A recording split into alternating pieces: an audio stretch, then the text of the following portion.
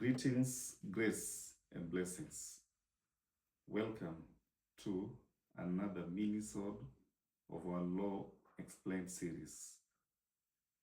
In our last conversation, we reflected on the pervasive influence of constitutional law, constitutional theory, and constitutional politics. In today's conversation, we focus on the Constitution's internal theory of interpretation, which requires a purposive, holistic, and teleological approach. This is contradistinguishable with the more formalistic, legalistic, and mechanistic theory of interpretation that dominated the retired Constitution. The rationale for the shift in the interpretive theory is the need to fulfill the Constitution's ameliorative function, which may be explained in three broad themes.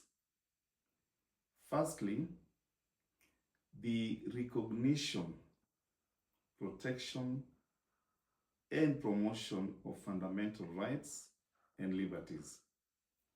Secondly, the guarantee on social transformation through egalitarian economic policies. And lastly, the commitment that the Republican government will be limited and justified by the law. The framers of our Constitution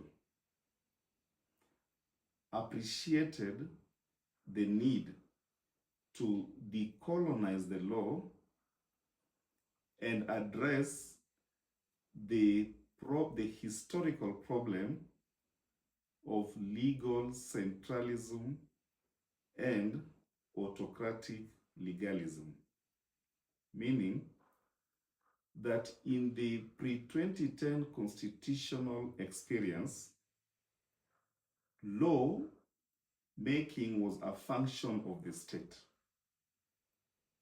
And where there was a gap in the law, the state justified its inaction by the failure to enact the law.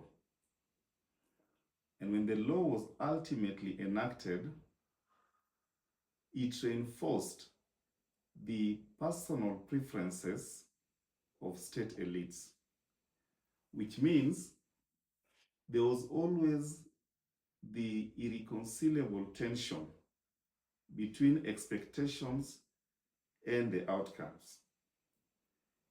However, in the present constitutional dispensation,